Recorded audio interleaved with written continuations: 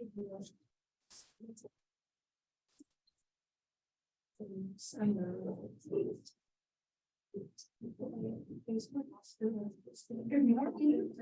get a full week this week. Like it feels like we haven't had a full week in a while. So we get today and we get Wednesday. So kind of excited about that surgery, right? We get a whole week. So I want to talk about the second part of the paper that's coming up. And hopefully, I hope a bunch of you had a chance to watch that library video. If you didn't, I'll point it out again. You can still watch it. But I want to take a minute to talk about that second part of the paper. It's not due quite yet, but it is something that's due soon. And I want you to be thinking about it if you haven't already. So if you're looking at your syllabus today, we'll keep going with mood disorders, right? So we'll keep going with that. On Wednesday, we're going to have a guest speaker coming in to talk about suicide prevention. Now, I know that's not the happiest or easiest of topics, but I hope that you come. They always give a little speech that if it's too much for you at any point, you're welcome to like step out for a moment. If you do step out, someone will follow you, either myself or one of them, just to check on you. But I hope that you come. It's an official training. It's called QPR training. You get a certificate for finishing it. You can put it on a resume. You can put it on an application. And they're going to be covering that chapter for me. So chapter 7 on suicide, they're going to be talking about it. And it's our health center that's coming in. They're really wonderful. If Jasmine's the one who comes in, she's great. So I hope it's her. We'll see. Fingers crossed. But they'll be coming in on Wednesday. And then if you look at next week, we have that second part of the paper due. So if you're on Canvas and you go to modules, and scroll down. So here's the, the instructions for the paper in general. But if you go down a little bit, I guess it's a lot of it, towards his virtual guest speakers and lectures, I had asked if you could to watch this library resources video. The second part of the paper involves finding a source for your paper, thinking about it a little bit more. So the final paper is worth 100 points, which is the same as an exam. The second part is worth 40 points. So it's worth enough that you really want to put some effort into it. And my goal with this is to get you working on the paper so that you don't leave it all to the end, because I know that if I don't have you do that, it's a bunch of you just smiled like, I know, right? Guilty. Myself as well, right? I'm either like I do it right away or like at the last minute. It's one or the other. I'm such a Gemini.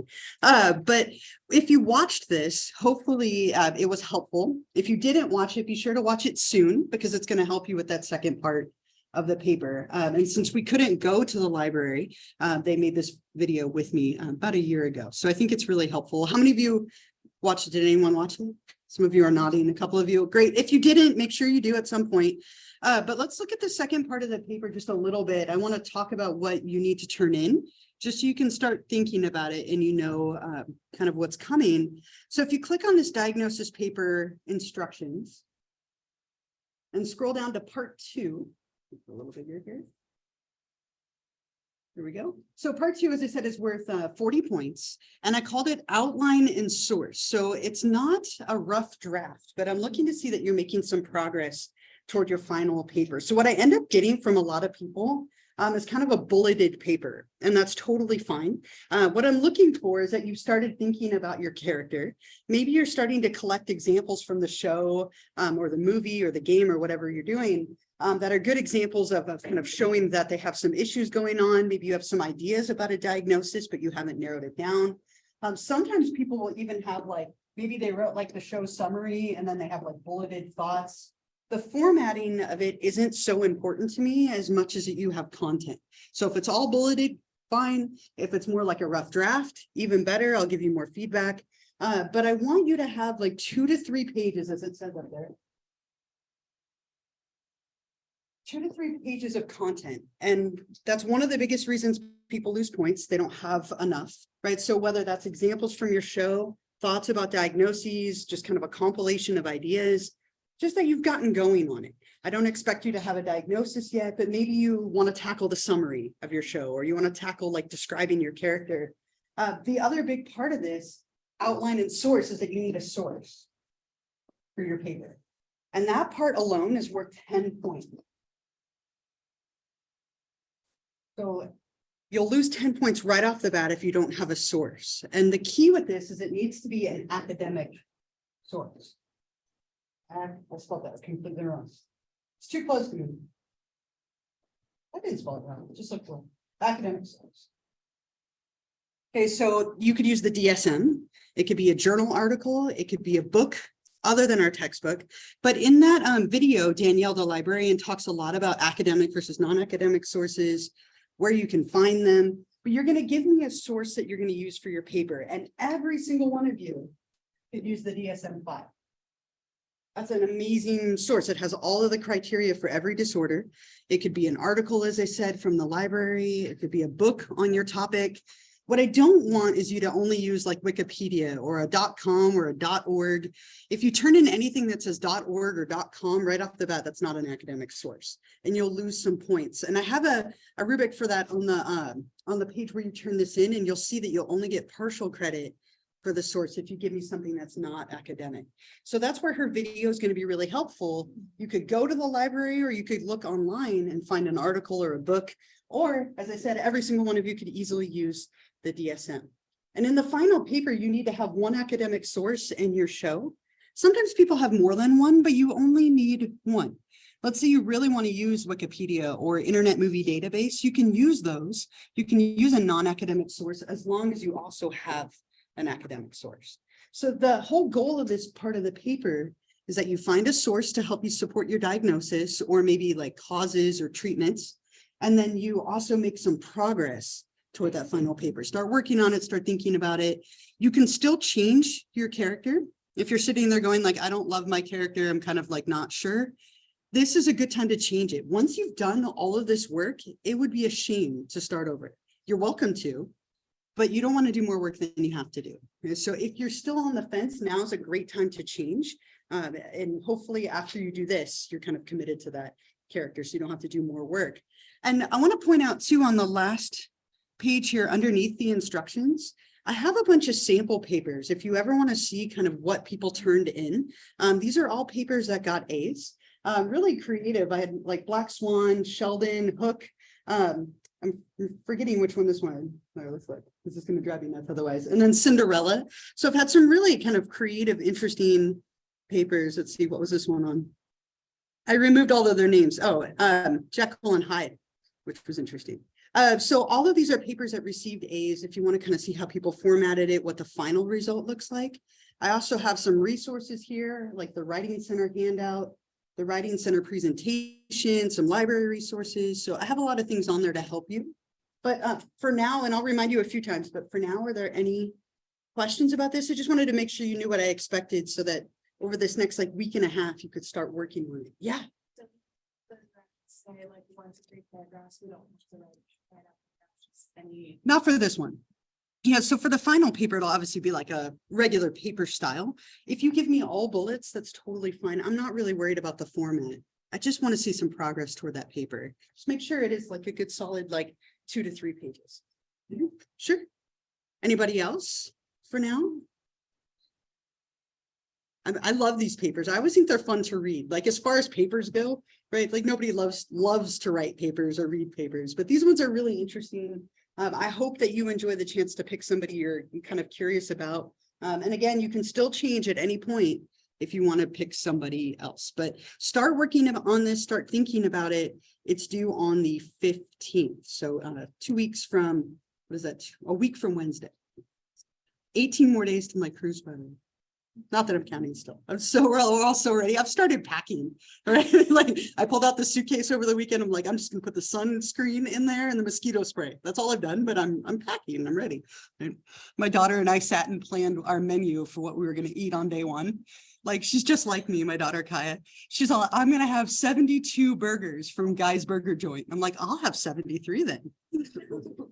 She's just like me. We're planning our food intake. But anyway. Anything else here? Again, before I move on, I could talk about food, but I won't. Okay, so let's then go back to our slides. So last time we didn't make it very far, but we did talk a little bit about the idea of like depression versus mania, that you could have one or the other, or obviously you could combine them together to get bipolar disorder, which we'll get to probably later today. But we talked a lot about unipolar or major depression, which in order to have, you have to have had a major depressive episode. Or you could have something called persistent depressive disorder, which is like a long lasting low-grade depression. Now, I had a clip to show you that goes with this. We didn't get to it, but I'm going to play it for you now. And again, like I said, I've been booed for this, but it is such a good example, so I'm going to play it for you anyway. But I think you see a lot of examples of the symptoms that we talked about last time. So just as a quick review, what are some of the symptoms that you see in her that would indicate she might be depressed? What are some things that you noticed in the clip? Yeah. Yeah, right. She's losing weight. She's not eating, right? For sure. She's definitely not eating. What else? What else do you see in there? Yeah. Like stop interacting. Yeah, right. She's very isolated, not interacting with anybody. Other things we could say? There's a few more. Yeah. Yeah, right. Just completely lack of motivation, not caring for herself in any way. Yeah. Yeah, right. I'm glad you picked up on that, right? In the beginning, when we're spinning and getting dizzy, right? We have our duration set there. It's at least 2 weeks, much longer in this case. Anything else you want to add? Anything else we can say? Yeah. Like kind of the fog is there. Yeah. Right. And we definitely see sleep disturbance, right? Like, so we could frame that as insomnia if we want to. Really interesting. I had a student, it was like 2 years ago, and I never thought of this, but they were saying that her emails, her like meaningless emails that don't actually get sent, could almost be a form of like psychomotor agitation. She's like constantly typing out these mindless emails that aren't actually going anywhere, which I thought was kind of interesting. It's an interesting take. It's not traditional, but I like it. If you watch the movie or read the book, she has a lot of suicidal gestures and behaviors, very depressed, right? And those are a lot of the symptoms that we would see in somebody who might be struggling with depression. So just as a kind of a quick review, let's see, let's talk about some of the reasons why somebody might become depressed. And the biological explanations are huge for depression. Though interestingly, and I think we talked about this earlier in the semester just a little bit, there's been some articles and research recently to indicate that maybe some of the biochemical factors aren't playing the role that we think that they did. Now, we don't know that for sure yet, so for now we'll run with what we do think we know. But there's a lot of research right now to indicate that maybe things like neurotransmitters aren't contributing the way that we thought with depression. But for now, we don't know that yet. We'll run with this. There is a lot of genetic pieces to depression. If you have a biological parent who has depression, you have a 27% likelihood. I won't ask you that number, but like a 27% likelihood of becoming depressed, of having depression yourself. So it's definitely something that runs in families. Now, it doesn't mean you are doomed to get it. If you have a biological parent who has depression, it just means you're more vulnerable than the average person. So it does tend to run in families. We see it indicated in twin studies. There might be a gene related to it that we haven't discovered yet. The big one, though, is the second bullet here. Biochemical factors are huge with depression. And when we talk about medications in a few minutes, we'll come back to these. But norepinephrine, serotonin, and also dopamine are big culprits when it comes to depression. It's thought that these three chemicals play a big role in people becoming depressed from a biological perspective. So if we think that norepinephrine or serotonin or dopamine are out of balance, we can give you a drug to try and put them back into balance. And we'll talk about those drugs quite a bit in a few minutes, but that's really probably the number one proposed cause and the number one treatment for depression: biochemical stuff and then medications. Something newer that we've noticed in the last, I want to say 10 to 15 years, this is pretty recent, is we've discovered a brain circuit for depression. A brain circuit is a cluster of structures in the brain that work together, kind of triggering each other to create a perfect storm in kind of a negative way, right? So there are structures in the brain that react to each other and they produce an emotional reaction or kind of an issue, in this case, depression. And what we've noticed is there are a few different parts of the brain that do this together. And it makes a little bit more sense out of things like electroconvulsive therapy and TMS, which we'll talk about in a few minutes. But the parts of the brain, so we have the hippocampus, which plays a big role in memory. It's kind of our memory index region of the brain. The prefrontal cortex,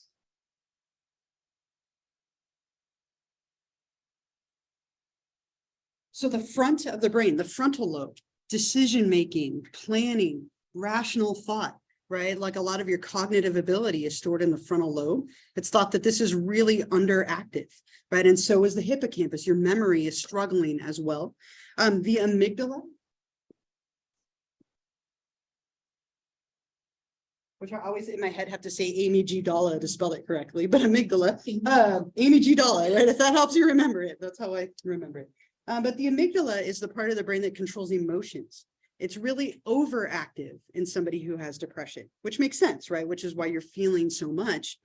And then finally, a tiny little region of the brain called Brodmann Area 25.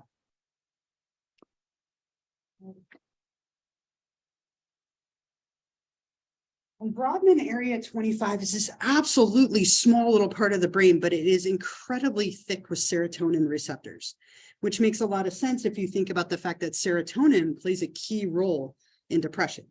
And so what we've noticed is that this brain circuit, these structures or parts of the brain are working together to create depression. And so we can target them in different ways. By giving someone medication, it's going to target this one. And then doing brain stimulation methods might change the activity levels of these. And so we've learned this in the last like 10 years or so. And it kind of makes sense out of some practices that we've been doing for a long time that we didn't quite understand why they were working.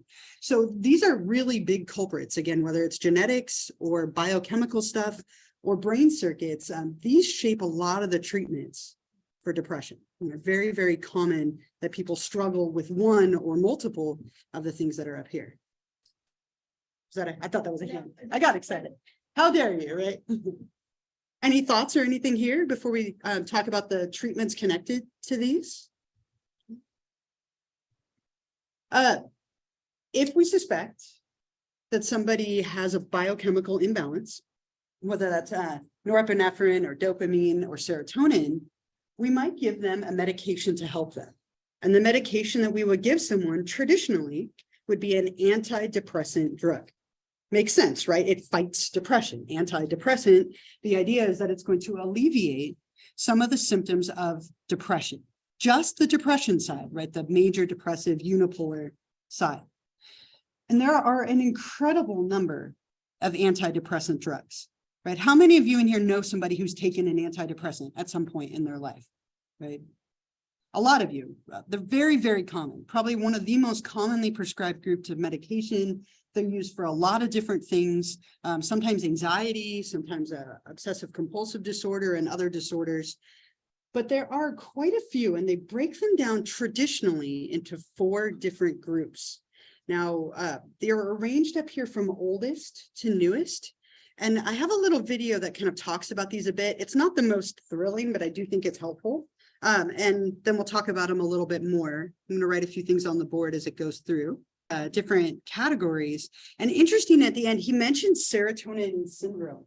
And, I used to kind of roll my eyes at that a little bit, but I actually got it last year and it nearly killed me. It was crazy. I take a medication and it interacted with cough syrup.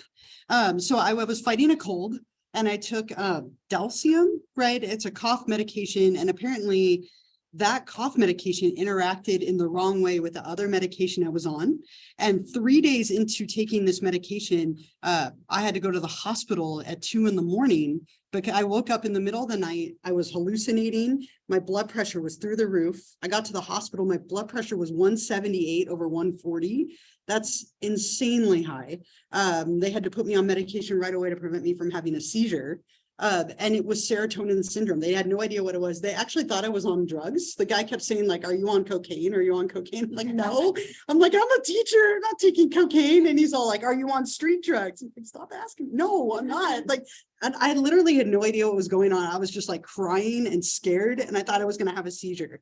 And it was like 2 a.m. And it turned out it was serotonin syndrome. What can happen when you take multiple medications is they can interact with each other, which is why it's so important that you are seeing a doctor to monitor those things. I had no idea that cough medication, apparently it's the one cough medication that you can't take with certain like other medications. And lucky me, that's the one I bought and took. So thankfully I caught it, but like 3 days in, I was just beside myself. I was so sick.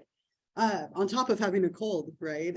But that can be a real risk for people when you combine medications. So I believe in that now, right? I mean, I knew it was a real thing, but like I said, it nearly killed me last year. So I have a whole new respect for serotonin syndrome. But I wrote this up here, just like what's up on the board. I have them from oldest to newest, and the top two, the Mauis and the tricyclics, are much, much older, and they have more side effects. And these two are very rarely used now.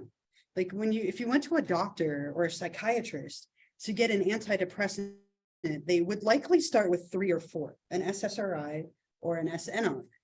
But the Mauis and the tricyclics were the original ones.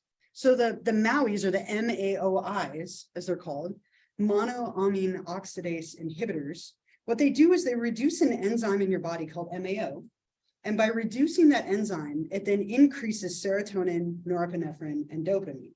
So you're reducing one thing to increase 3 others. And because it's so non-specific, it causes an incredible number of side effects, which is why we have newer and better drugs. The most common MAOI is a drug called Nardil. It's not even really used anymore, but these were very popular in like the 1950s. Yeah. Yeah.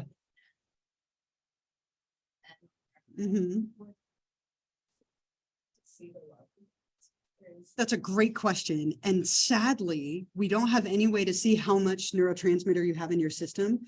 If we could figure that out, it would be amazing, because it would help somebody be like, oh, you don't have enough norepinephrine? Boom, we're here, right? Trial and error. So what they do is, if you were to go into a psychiatrist or a doctor, they would ask your symptoms. And generally, based on your symptoms, they're going to decide between these 2 categories of drugs. So norepinephrine adds a few other elements beyond just serotonin.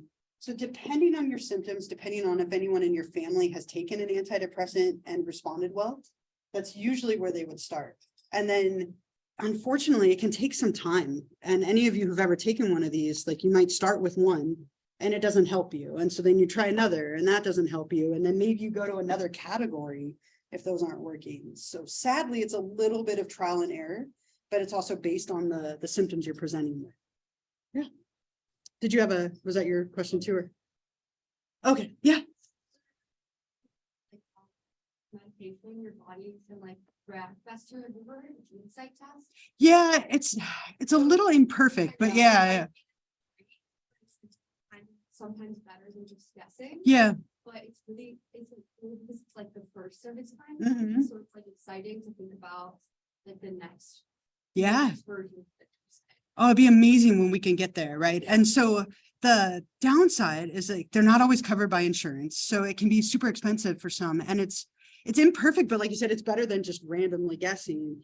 And I say randomly, but it is based on like, you know, so typically, like if you were to go to a doctor, you spend about an hour and they gather all of your symptoms, all of your information, and then based on that and your family history and your history, they would choose. But we are starting to get closer. You can test how many, like the level of your hormones in your blood, but we aren't quite there with like neurotransmitters, but we're starting to get a little bit closer, which is really cool, really cool. Did you have a thought? Yeah. But so I used to work in treatment, like drug and alcohol treatment. How does that work with, because a lot of times addicts or alcoholics have dual diagnosis. Yeah. Like I know at the ones I work at, like you get the baseline Mhm. first with like milk, you detox them. Right. And then you get a baseline for about like 60 to 90 days and then start, you know, if they have another diagnosis, Mhm. then you would start on medication. Yeah. Yeah, right. And so you have to get the drugs out of their system, right? And it's not uncommon for someone who's depressed or someone who's struggling with a mental illness to abuse substances, right? That there's a lot of comorbidity there, as you're saying. And so you have to get the other drugs out of their system because they don't tend to interact very well with antidepressants. Alcohol and antidepressants isn't a great combination. It can be dangerous, right? And so if you get it out of their system and then you can kind of try from there, but it takes some time to get a drug out of your system and it takes some time to get these into your system. They can take 2 to 3 weeks on average to start working. And that's if you can tolerate the side effects that come with them. So yeah, can be a multi-step process sometimes for people. And it can take a lot of time. It can be a little frustrating if you're depressed and you need help. You go to a doctor and you're going through this process of trial and error. Sometimes people feel worse before they feel better on antidepressants. Yeah. Well, like you said, I know, what essentially matters. Sure. So when you're taking alcohol, right, it's also affecting your neurotransmitters. Alcohol affects your prefrontal cortex. Remember when we talked about the brain circuits, the prefrontal cortex is one of them. So what you're doing is you're kind of compounding the situation.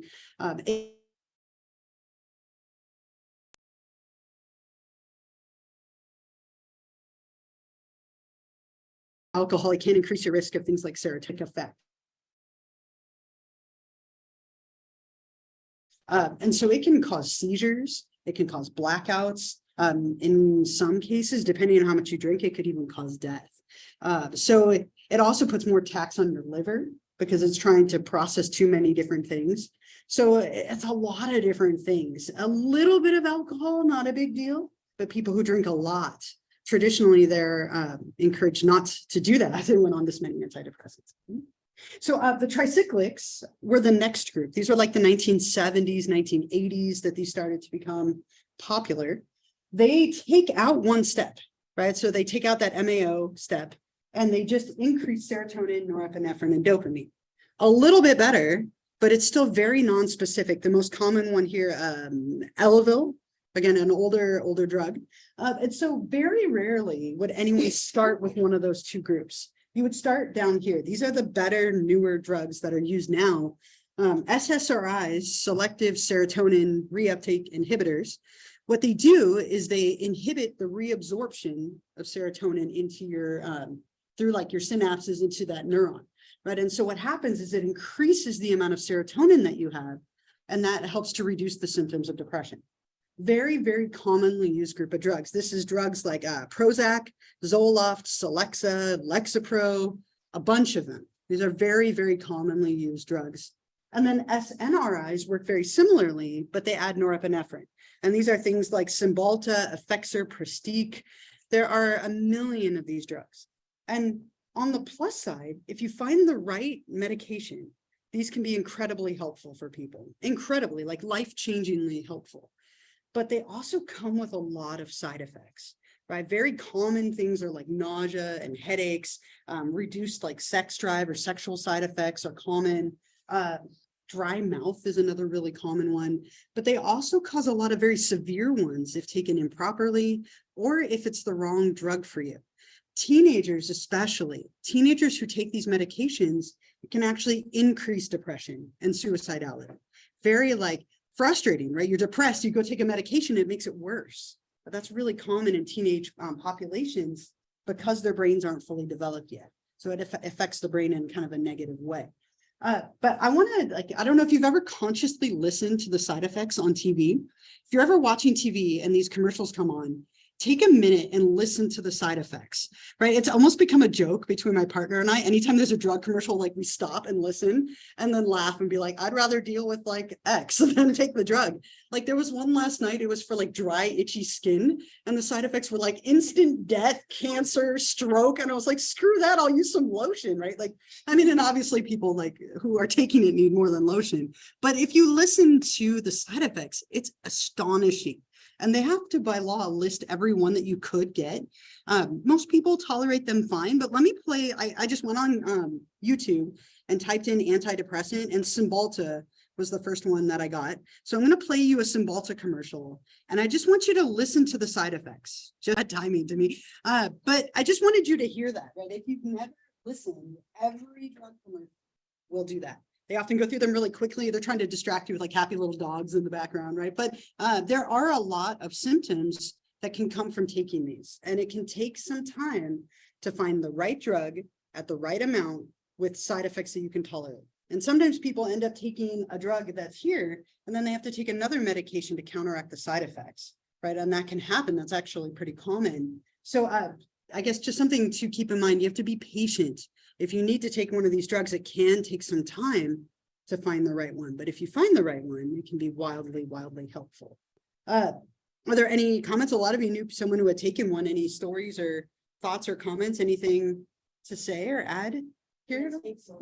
What was that? I can't see so. Yeah, and that can happen, right?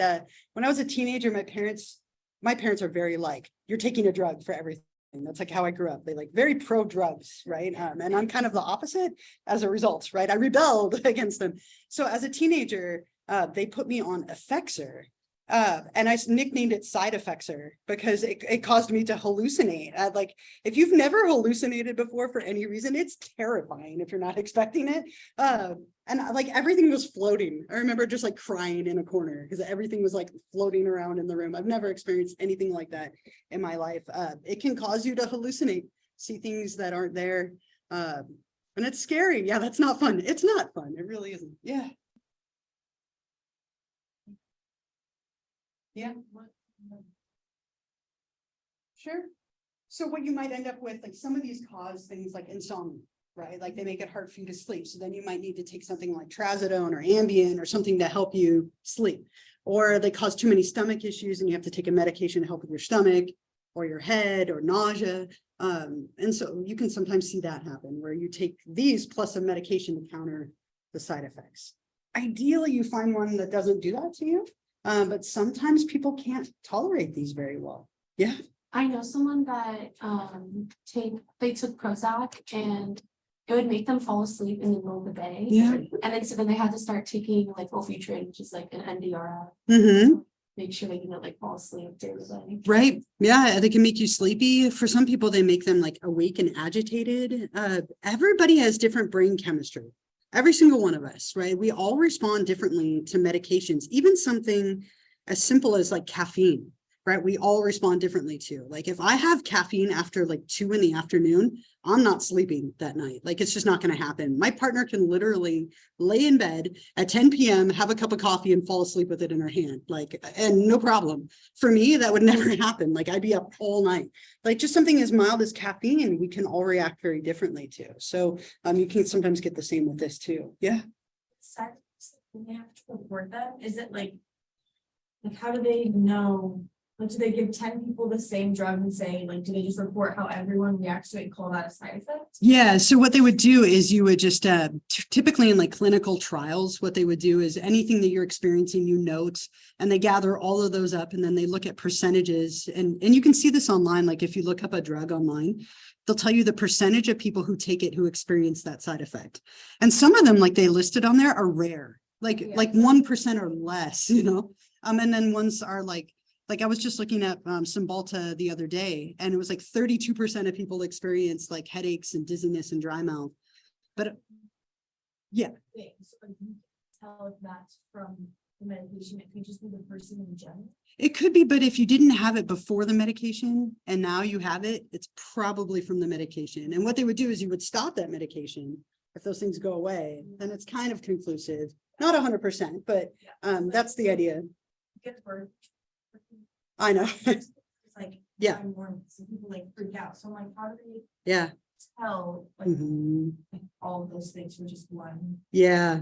And it's tricky. So you look at anyone who takes it, they report their side effects, they compile that, and then they present that data. But a lot of people take these and are fine. They don't experience anything, or it's so mild that they don't even feel like they need to report it. It depends on how much you're taking, at what dosage. But usually, like if you're gonna experience it, you'll feel it. And so there are things that you would just note and report, and then those things are like gathered as data and presented. Was that a? Yeah. So if it says a chance of like sudden death, does that mean someone in the clinical trials died by sleeping? Yeah, probably. Right. And it might be that it was something else. It could have been that they were on another medication that interacted with it, but they still have to report it. So, and things like sudden death or like the one I was listening to last night, like can cause cancer and all these things. It's probably very unlikely, but they still have to. Totally. Right. Right. So like I was telling you, I got serotonin syndrome from taking this cough syrup. Is that the fault of the medication, or is it the fault of the cough syrup, or is it my fault for not knowing better? Probably a little bit of everything, right? And so you would look at the whole picture, but they have to report that serotonin syndrome as part of a side effect of that drug, if that makes sense. Yeah. How does that be somebody with ADHD? Yeah, so that's another like interesting thing, like specifically about caffeine, right? So my partner has ADHD. And that's why she can drink caffeine and it doesn't like amp her up. Caffeine actually calms traditionally, not everybody, but if you have ADHD and you have caffeine, typically it will calm you down. So it's actually a very common informal like treatment that people will drink coffee or like chew on like espresso beans that are, something like that to help them calm down as like a self-medication. So the traditional treatment for ADHD is a stimulant like Ritalin. You take a stimulant to help calm you down.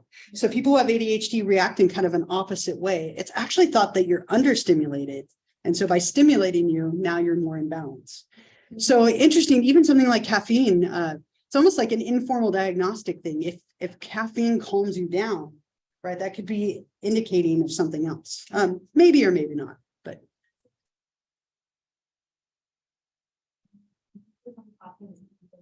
Yeah. Yeah, and that's a very common thing that you see in people who have ADHD, that caffeine or stimulants actually calm them, help them relax. Yeah. They get super amped up. Yeah. It can happen that way too, right? And that's where it's so tricky with medications because everybody's so different, right? And so you could take 100 people who have ADHD and give them a cup of coffee and 80 of them fall asleep and are tired and 20 of them get amped up, right? Or maybe 10 of them get amped up, 10 of them have no response, right? So it can be a little bit all over the place, which is what makes it so hard to find the right one, right? And I can tell you, like every semester, I have at least like 3 or 4 students who are like, I just started a new medication. It's messing with me. I'm sorry. Like I'm trying to figure it out. Like that every semester, it comes up at least a couple of times, whether it's in person or online. These can take some time to adjust to, but when you find the right one, they can be very, very helpful. If people aren't responsive to medication, some people can't tolerate the side effects. Other people, it just doesn't work for them. It just doesn't have an effect. If that's the case, what we can do is consider something that's like on the next level. This would never be where you would start. You would never start with anything on this slide. But if you weren't responding to medication and your depression was severe enough, you might consider a brain stimulation method. Now, the old standby is electroconvulsive therapy. I showed you that clip from One Flew Over the Cuckoo's Nest earlier in the semester. Electroconvulsive therapy is when they put an electrode on either side of the head and they pass an electrical current through your brain, causing you to have a massive seizure. Now, the seizure makes you lose consciousness for a matter of seconds, and it's thought to activate some of those regions of the brain in that brain circuit that we talked about earlier. A lot of side effects, but this has been practiced for a very long time. It's still practiced today.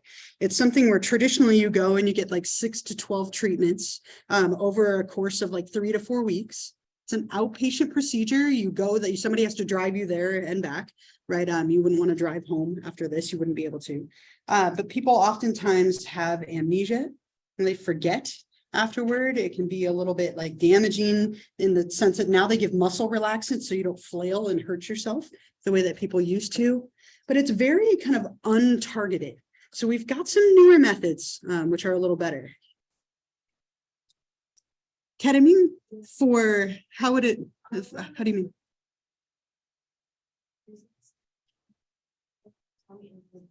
Yeah, for what do you mind me? Yeah.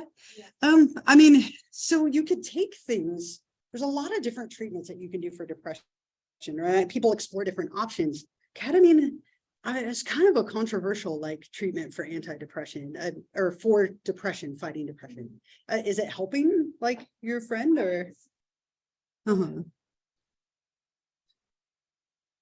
Mm-hmm.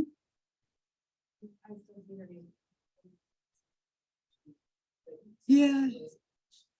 Yeah, I mean, it's not a traditional like treatment, but it is something that sometimes people explore. There's all sorts of like atypical things like there's a very popular wave right now. It's been popular for about 5 or 6 years of people taking like hallucinogenic drugs to help with depression, to help with like therapy with couples, like taking ecstasy to like try and work through like problems together, LSD. And is it a smart thing to do? Like what happens is people then get a dependence on that instead of their original issue, but it is something that sometimes people do explore. Did you have a thought? Yeah. Mm-hmm. Yeah, they can be. Right. It's hard to tell if it's like helpful because of like the idea that it's gonna help. Right. That placebo effect, right? Yeah, but I think like part of it is that like because it is hallucinogenic, like it does have like I'm very into like the new way of like, hallucinogenic research. So I feel like that influences my view of it, but it was definitely very cool. So like if anybody has any questions about it, you can ask me or whatever. Yeah, and like I said, there are like a lot of it's considered like an alternative treatment, but that doesn't mean it's not valid. It just means that it's not the norm, right? And there's a lot of those, right? And they're controversial because you're basically giving somebody a drug, you know, and there's this other new wave of, it's like ayahuasca or something like that, like where people go and go on like these spiritual retreats and they take these hallucinogenic drugs that cause them to review their trauma in a different way. Really fascinating. It's also caused a lot of deaths and like has been very dangerous if used improperly. People trying to do it at home have died. And so there's a bunch of these different things and they can be helpful. And they can also be really dangerous. So mixed, right? Like for you, helpful, jury's still out over here on your friend. But, you know, these are the more like traditional methods. And then there are other ones that people explore. So ECT is the old one.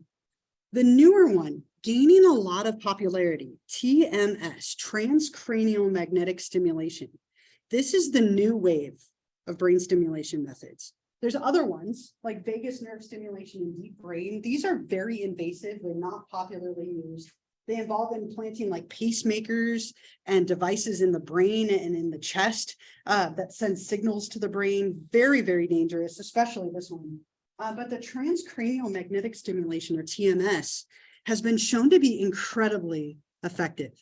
Now, the reason it's not more popular is because it's very privatized and expensive still. But as it gains more research and popularity, I would imagine we'll see it being used more and more and more. And what you see with this is they place like a magnetic coil above the head and it activates that Brodmann area 25. It's very targeted, very specific. You're awake. There's no side effects of it at the moment or nothing like major compared to ECT. I found a little video about it. I have to tell you, it was really disturbing. I typed in like TMS in YouTube to look for videos. There were all these videos of how you could do this at home on your own. Please don't do that. Like I felt like a parent, like I needed to be like, no, don't try and use batteries at home to stimulate your brain. It was shocking. I went down like a rabbit hole. You know how easy that is to do on like YouTube. But what you'll do with this is you would go to like a private facility. This is very like privatized still. And they would lay you in a chair and you have this little coil over your head and you just sit there for a time while it sends these magnetic pulses to that part of your brain. So let me show you what that can look like. And they talk a little bit about it, describe it a little bit. It's been very effective, but it's expensive. So it's not something that everyone can afford. Traditionally, insurance, like if you have insurance, they will cover things like electroconvulsive therapy if you're unresponsive to medication, but it doesn't cover TMS because it's not like a mainstream practice quite yet. Some insurances might cover it, but most don't. And so this can run people upwards of like $10,000 to $20,000 to complete like a full cycle of treatment. So it's very expensive, but incredibly promising. So I would assume this is something in the future that is going to gain traction and popularity. It's just still in the phases of kind of becoming more mainstream. Yeah.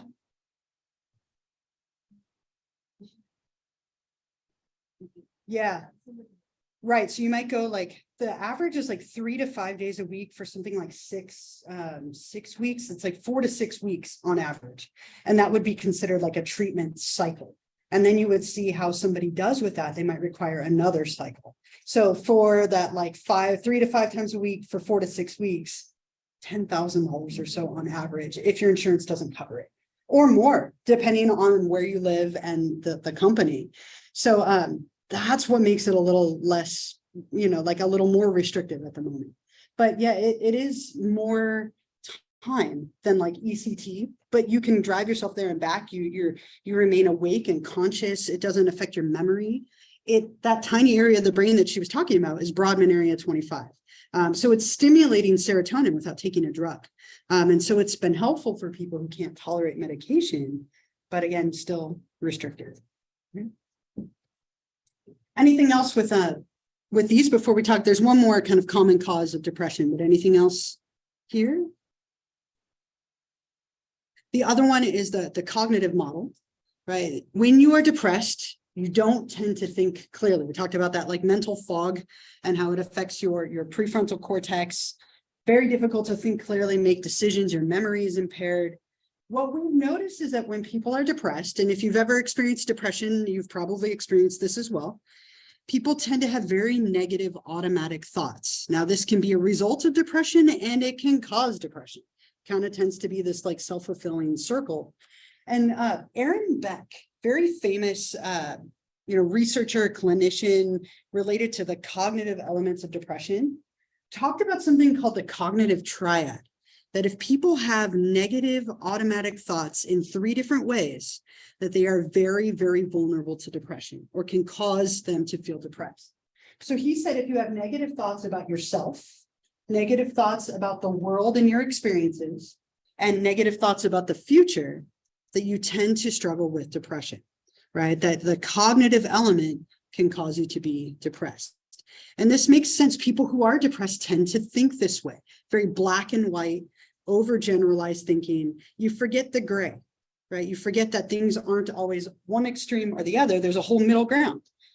Super common, and I think this is probably the easiest example I can think of, is let's say you take an exam, right? We have another exam in here in a few weeks. Let's say you take a test and you fail it, right? Or in any class, really. If you take a test and you fail it, right, you might have the reaction of like, I'm worthless, or that was an awful test, or maybe it was an unfair test and you can blame the professor, right? Or you blame yourself if you didn't study enough. But someone who's depressed is going to take that to a whole nother level. Like they failed the test and it's like, see, I knew I wasn't smart enough to do anything. I'm never going to pass this class. Negative views of themselves, negative view of the future. My teacher thinks I'm an idiot. Everyone around me knows I'm stupid. My family thinks I'm stupid, right? And can't do this. You're kind of globalizing it. If I can't pass this test, I'm never going to pass this class. If I don't pass this class, how am I ever going to graduate from college? And if I don't graduate from college, how am I ever going to get a good job? And if I don't have a good job, I'm never going to have any money. And if I don't have any money, no one's going to love me and I'm not going to be able to do anything and I'm going to die alone from a test. Like you've taken this one little thing and you've catastrophized it to the point where like your whole life is over. That happens when people are depressed. Common that we might do that for a second and then you rein it in like, okay, I might fail the class or I might get a poorer grade, but I'm okay, right? Or like you can rein that in. Someone who's depressed globalizes it to the point where it affects them drastically. And that's very, very common with depression. So the idea is that you're going to try and change those thoughts, change those thoughts, turn them around, examine those assumptions, and that can help people from a cognitive element to reduce depression. So cognitive explanations and biological ones are really common for people struggling with depression. All right. The other side of this kind of coin here, we talked about 2 poles of mood. We've talked a lot about depression. Now we're going to add another element, right? So people can have depression alone, unipolar or major depression, or they can have something called bipolar disorder. Bipolar disorder is when people go back and forth between 2 poles or ends of mood, right? So they struggle with the low, with the depression, but here we're going to add something called mania. Mania is a very up, agitated, like euphoric state that can cause a lot of problems for people. Right? People get into like reckless behaviors. They have poor judgment and planning. They might spend money that they don't have or engage in like risky, reckless behaviors that could cause them harm. They have wild, incomprehensible, or even violent behaviors. Sometimes people even hallucinate if their mania is intense enough. Typically, you don't sleep, right? And it's just a very agitated state. And people oftentimes have something called grandiosity, where you think you can do anything and everything, but there's no basis or reality to it, right? Like I'm gonna become a millionaire and I can do this and I can do all this overnight, and you stay up all night and like have these wild schemes of success based on really kind of nothing. But so it tends to be this very agitated up state where people talk a million miles a minute, they're distracted, they have either anger or kind of wild, reckless, impulsive behavior. That's really common with a manic episode. And if people have a manic episode, then we add that to the depressive when we get bipolar disorder. And I have an example of a manic episode. This can look different from person to person, but if you've ever seen a Silver Linings Playbook, right, the main character has bipolar disorder. His manic episodes often manifest as anger and violence, like poor judgment, and he gets himself in trouble with the police often. But this can also manifest in other ways. Again, shopping sprees, like kind of dangerous. So he's not sleeping. That's very common with this disorder. Or this element of a disorder, not sleeping for periods of time, waking his parents up at 4, kind of ranting and raving about that, throwing the book out the window, kind of, again, reckless and impulsive. And he gets the police called on him a lot in that movie for some of his like manic episode behavior. But what you see in a manic episode is that people have a lot of different symptoms going on. So technically, you have to have 3 or more symptoms lasting for 5 days. So less time than a depressive episode. Depressive episode was how long? Anyone remember? 2 weeks, right? So 5 days for this. So it's less time, but these tend to be very damaging episodes for people, depending on the severity. So what you often see is like inflated self-esteem. We sometimes call grandiosity. And that might not sound too bad on its own, like, oh, my self-esteem is higher, right? Like this doesn't sound awful, but it's like a delusional level of self-esteem to the point where you think you can do and accomplish anything without any basis to that. You also see a lot of like not sleeping, so less sleep. People might sleep an hour or 2 a night, like very, very minimally. They're so up and agitated that they can't sleep. It's almost like someone is on like a stimulant, like they've taken way too much of a stimulant. And they don't sleep, they don't stop moving as a result of it. There's a lot of like pressure to talk. Like extreme talkativeness and talking really, really quickly. Like again, like somebody's had 5 cups of coffee and they're just going a million miles a minute. It's hard to keep up with them. They might have what's called a flight of ideas. Their thoughts are kind of loosely connected, like from thing to thing to thing to thing. They're kind of all over the place. Not as severe as like with schizophrenia, which we'll talk about in a few weeks, but they're kind of all over the place with their thoughts, racing thoughts. They're moving very, very quickly. They're often very distracted. Right? Hard to focus because you're so up and agitated. There's a lot of psychomotor agitation.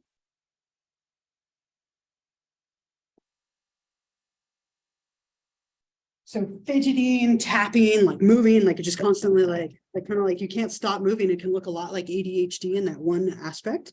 And then you have a lot of involvement in pleasurable activities. So say an increased of pleasurable activities with a high potential for consequences. Consequences. So people, again, like shopping sprees, spending money you don't have, using drugs, going out and having unprotected sex with multiple people, right? It tends to be that you make poor decisions and you engage in pleasurable activities with high potential for kind of dangerous or impacting consequences in some way. And what can be so hard with this disorder is, as I mentioned before, is it can feel like 2 different people. Like when someone's depressed, they don't get out of bed, they feel worthless, they feel guilty, they don't want to do anything, they're unmotivated. And then they cycle to mania and they never sleep. I can do anything and everything. Let's go a million miles a minute. I grew up with a mom who had bipolar disorder. And my mom, when she would cycle to this, it was like, oh my gosh, like she would just like, mom's on a tear today, right? Be all of a sudden she'd be up and out of bed and it'd be like, let's do this and let's do this and a million miles a minute. And then she would crash and we wouldn't see her for like a week. She'd have a depressive episode. And it very, very different people. We were always like, which mom are we going to get today? Right. Because it was like polar opposites. And this disorder can be a little bit difficult to navigate, not only for the person with it, but for the people in their lives for that reason, because it's two very polar opposite moods. And I saw some of you nodding. Any like thoughts or comments, anything here? Yeah.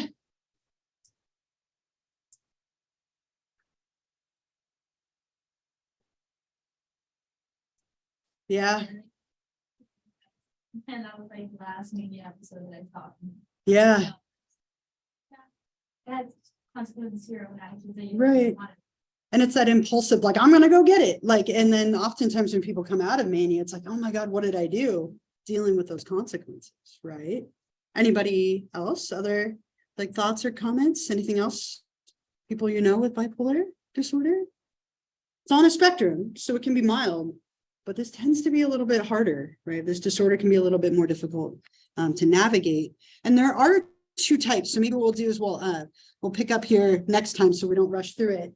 But there are two different types of bipolar disorder, and then kind of like a side like note that we'll talk about. So I'll stop here for today since we only have a minute or two left.